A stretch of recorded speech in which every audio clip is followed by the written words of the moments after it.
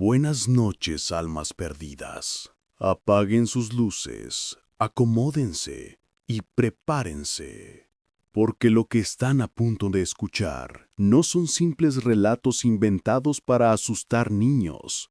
No. Esta noche te contaré 3 experiencias enviadas por personas como tú.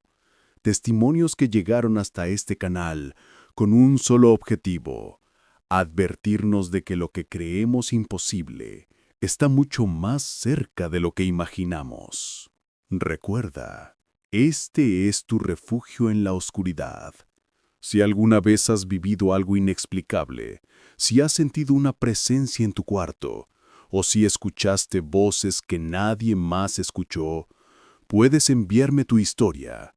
Tal vez seas tú quien aparezca en el próximo episodio.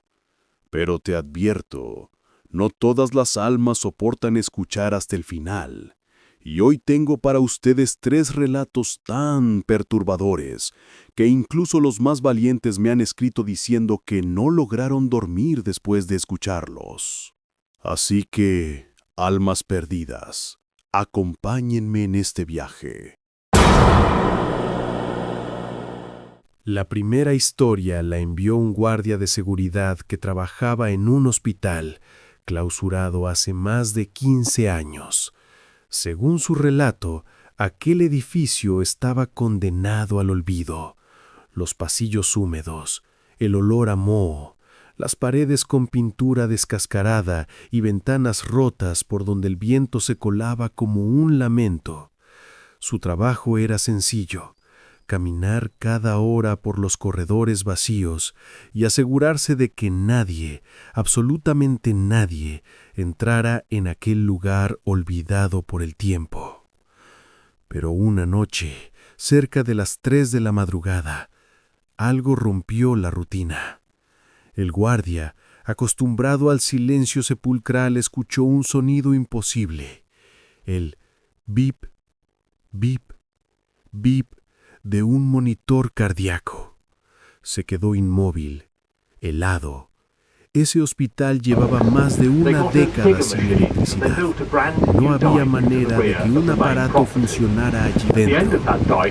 Respirando con dificultad, encendió su linterna y comenzó a caminar hacia el área de urgencias. El eco de sus pasos resonaba en las paredes como si alguien más lo siguiera. El sonido del monitor se hacía cada vez más fuerte, cada pitido golpeaba como un martillo dentro de su cabeza. Al llegar, encontró una puerta entreabierta.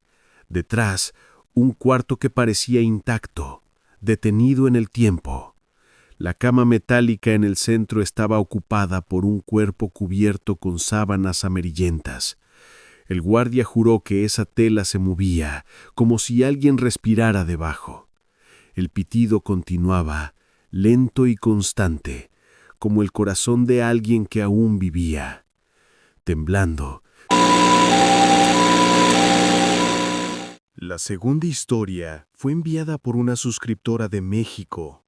Desde pequeña, siempre tuvo la extraña sensación de que algo vivía bajo su cama.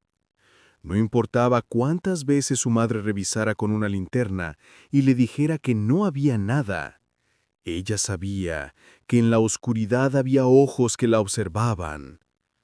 Con el tiempo, esa sensación desapareció, o al menos eso pensaba. Pero al crecer y mudarse sola a un pequeño departamento, las cosas regresaron con una fuerza aún más inquietante. Todo comenzó con pequeños ruidos durante la noche, un crujido en el piso de madera, como si algo se arrastrara, una risita ahogada, infantil, que apenas lograba distinguir del murmullo del viento. Al principio, intentó convencerse de que eran ratones. Compró trampas, pero nunca atrapó nada.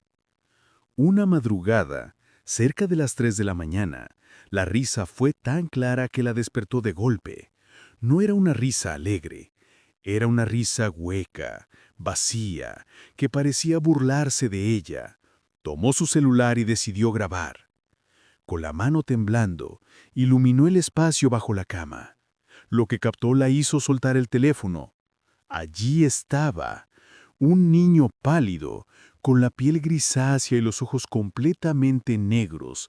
La miraba desde la oscuridad, con una sonrisa grotesca, inmóvil, como si hubiera estado esperando ese momento. El celular cayó al suelo, pero la cámara siguió grabando. Ella quedó paralizada. No podía gritar, no podía moverse. Solo escuchaba el golpeteo acelerado de su propio corazón. El niño no avanzaba. El último relato llegó desde Argentina. Un joven cuenta que tras la muerte de su abuela, heredó un espejo antiguo. Era de cuerpo completo, con un marco tallado en madera oscura que parecía mirarlo con formas retorcidas. Desde el principio, aquel objeto le provocaba incomodidad, pero pensó que solo era su imaginación y lo colocó en su habitación. Al principio todo parecía normal. Sin embargo, con el paso de los días comenzó a notar algo extraño. Cuando se detenía frente al espejo y levantaba la mano, su reflejo tardaba apenas un instante en reaccionar. Era casi imperceptible, pero suficiente para helarle la sangre.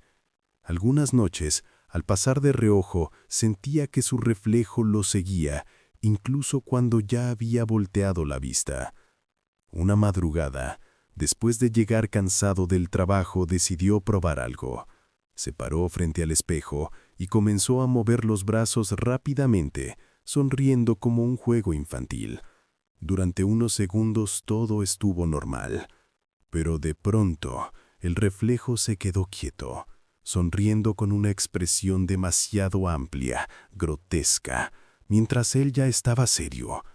El reflejo lo observaba, como si hubiera estado esperando ese momento.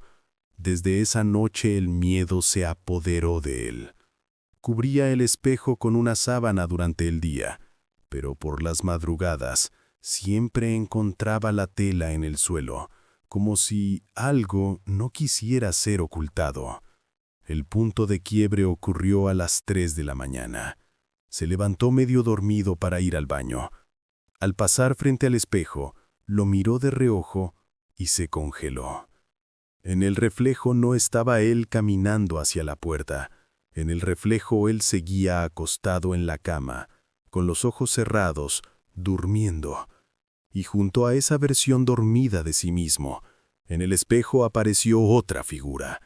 Su propio reflejo, pero con la piel desgarrada, los ojos completamente negros y una sonrisa inhumana. En su mano sostenía un cuchillo. El joven gritó y encendió la luz, convencido de que todo había sido una pesadilla. Pero el espejo tenía ahora una grieta en la esquina inferior, y de dentro de esa grieta parecía escurrirse una mancha oscura, espesa, como sangre seca atrapada tras el vidrio. Decidió deshacerse de él de inmediato.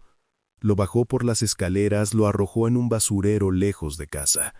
Pero a la mañana siguiente, al abrir los ojos, ahí estaba de nuevo, apoyado contra la pared de su cuarto, limpio, intacto, como si nunca lo hubiera movido. Desde entonces vive en un tormento constante. Lo mantiene cubierto, pero en la madrugada escucha 3 golpes suaves en el vidrio, como si alguien tocara desde dentro, pidiendo salir.